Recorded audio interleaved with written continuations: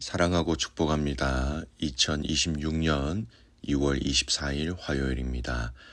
오늘 이 하루 또 한 주도 하나님 나라를 마음껏 누리는 믿음의 가족들 될 수 있기를 축복합니다. 오늘 말씀 제목은 무엇으로 갈증 해소를 하십니까? 라는 제목으로 함께 말씀을 나누고자 합니다. 오늘 말씀은 요한복음 7장 37절에서 52절까지 말씀입니다. 말씀 봉독합니다. 명절 끝날 곧 큰 날에 예수께서 서서 외쳐 이르시되 누구든지 목마르거든 내게로 와서 마시라. 나를 믿는 자는 성경의 이름과 같이 그 배에서 생수의 강이 흘러나오리라 하시니 이는 그를 믿는 자들이 받을 성령을 가리켜 말씀하신 것이라. 예수께서 아직 영광을 받지 아니하셨으므로 성령이 아직 그들에게 계시지 아니하시더라. 이 말씀을 들은 무리 중에서 어떤 사람은 이 사람이 참으로 그 선지자라 하며 어떤 사람은 그리스도라 하며 어떤 이들은 그리스도가 어찌 갈릴리에서 나오겠느냐. 성경에 이르기를 그리스도는 다윗의 씨로 또 다윗이 살던 마을 베들레헴에서 나오리라 하지 아니하였느냐 하며 예수로 말미암아 무리 중에서 쟁론이 되니 그 중에는 그를 잡고자 하는 자들도 있으나 손을 대는 자가 없었더라. 아랫 사람들이 대제사장들과 바리새인들에게로 오니 그들이 묻되 어찌하여 잡아오지 아니하였느냐. 아랫 사람들이 대답하되 그 사람이 말하는 것처럼 말한 사람은 이때까지 없었나이다 하니 바리새인들이 대답하되 너희도 미혹되었느냐. 당국자들이나 바리새인 중에 그를 믿는 자가 있느냐. 율법을 알지 못하는 이 무리는 저주를 받은 자로다. 그 중에 한 사람 곧 전에 예수께 왔던 니고데모가 그들에게 말하되 우리 율법은 사람의 말을 듣고 그 행한 것을 알기 전에 심판하느냐. 그들이 대답하여 이르되 너도 갈릴리에서 왔느냐. 찾아보라. 갈릴리에서는 선지자가 나지 못하느니라 하였더라. 아멘.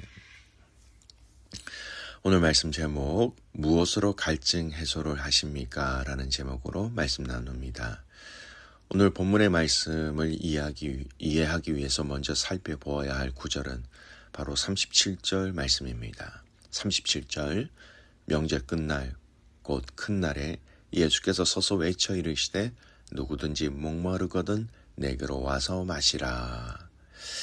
여기 오늘 우리가 본문을 이해하기 위해서 이해해야 할 아주 중요한 단어가 있습니다.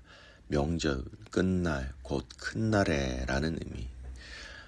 명절 끝날의 시간적 의미가 언제입니까? 초막절입니다. 초막절은 7일 동안 진행됩니다. 그리고 8일째에 거룩한 성회가 열립니다. 민수기 23장 민수기 29장 레위기 23장에 이 초막절을 지킬 것을 얘기하면서 성경은 얘기하고 있는데요. 이 8일째는 초막절과 연결되면서도 구별되는 날입니다. 히브리 전통에서는 이 날을 특별히 엄숙하고 구별된 날로 여겼습니다.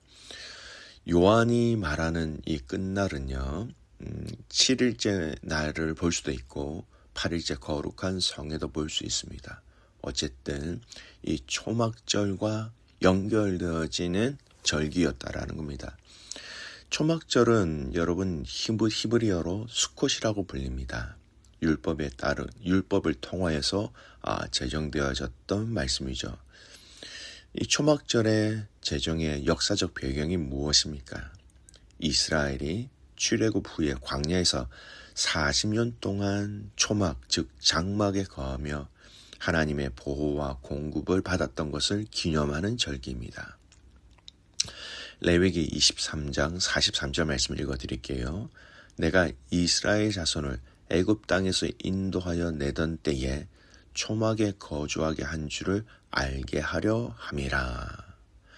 광야 생활 가운데 그 초막 생활하는 그 과정 속에 하나님의 은혜가 있었다. 그것을 기억하기 위하여 이 초막절을 지켜라 라고 얘기합니다. 여러분, 초막절은요 그냥 단순한 광야를 회상하는 것이 아닙니다. 굉장히 중요한 의미를 가지고 있지요. 첫 번째가 하나님의 보호라는 겁니다. 광야는 생존이 불가능한 공간이었지만 하나님의 임재, 인도하심이 있었기에 살아남을 수 있었다라는 겁니다.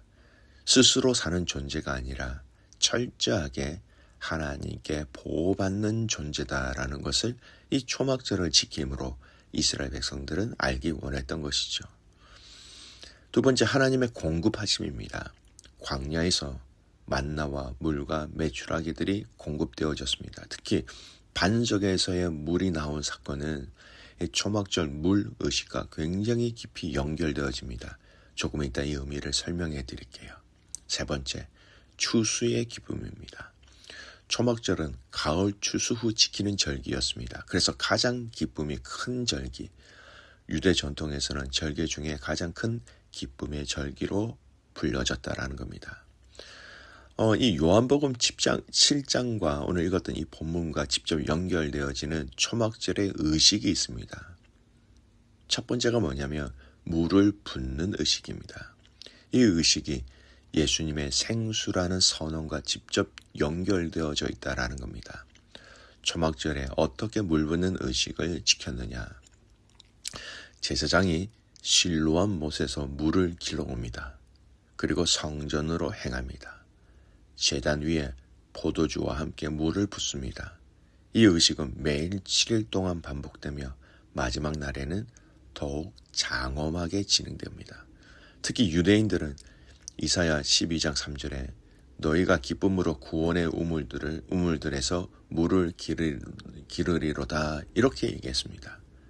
의미가 광야에서 반석에서 물을 내신 사건을 기념하는 것. 여러분, 미래의 메시아 시대에 쏟아질 성령의 기름 부어주심을 기대하는 풍성한 비와 추수를 위한 기도, 이런 의미가 있었다라는 것이죠.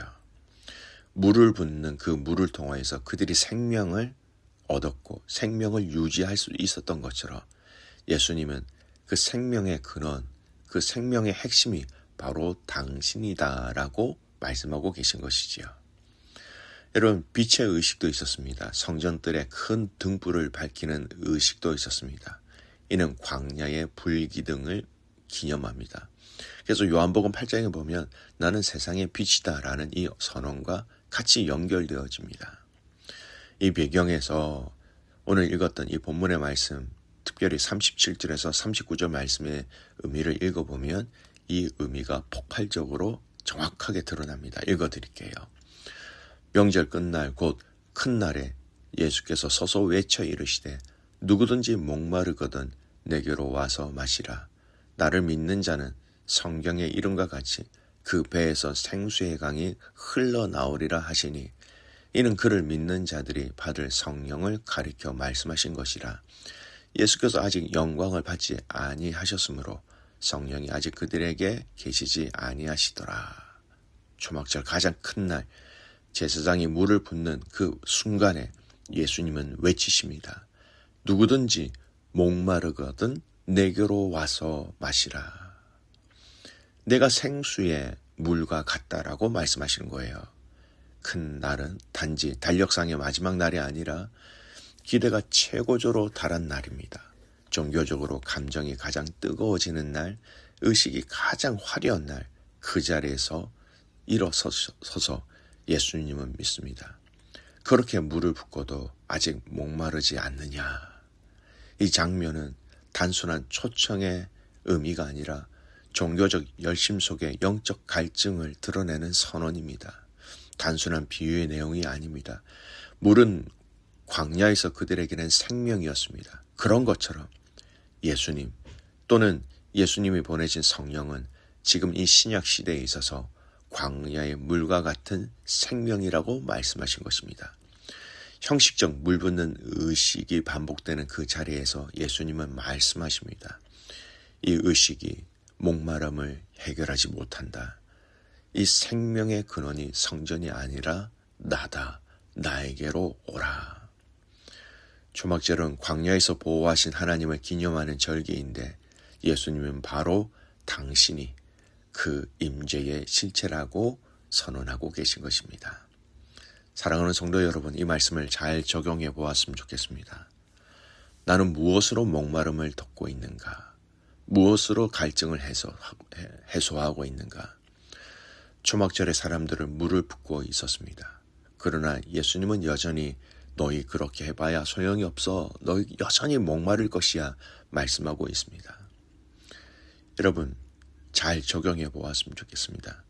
나는 내 인생의 바쁨을, 공허함을 어떻게 덮고 있습니까? 영혼의 갈증을 여러분 어떻게 해소하고 있습니까? 관계, 인정, 성공, 내 안에 그것으로 빈자리를 채우려 하지는 않고 있습니까? 여러분, 하루 10분이라도 주님, 저는 지금 주님이 목마릅니다 라는 기도로 하나님 앞에 기도해 보는 것은 어떻겠습니까? 믿음은 이 목마름을 인정하는 것에서부터 시작되어집니다. 내게로 오라. 목마름보다 더 중요한 것 어디로 가느냐? 목마를 때 사람으로 가는 것 아닙니다. 성과로 가는 것 아닙니다. 휴식이나 취미로 가는 것이 아닙니다. 예수님은 단순히 정확하게 말씀하십니다. 내게로 오라. 문제를 먼저 해결하려고 하지 말고 말씀 앞에 먼저 앉는 습관이 필요합니다. 감정이 요동칠 때 즉시 반응하지 말고 짧은 기도로 그 방향을 돌리는 것이 오늘 주님이 나의 공급자십니다. 나의 생명이십니다. 나의 영생의 물이 되십니다. 라고 고백하는 것입니다. 사랑하는 믿음의 성도 여러분, 오늘 이 하루 생명의 근원이신, 생수의 근원이신 예수님을 더욱더 주목하며 의지하며 살아갈 수 있는 복된 믿음의 가족들 될 수 있기를 주님의 이름으로 축복합니다. 아멘. 기도합니다. 살아계신 하나님 아버지, 감사와 찬송과 영광을 올려드립니다.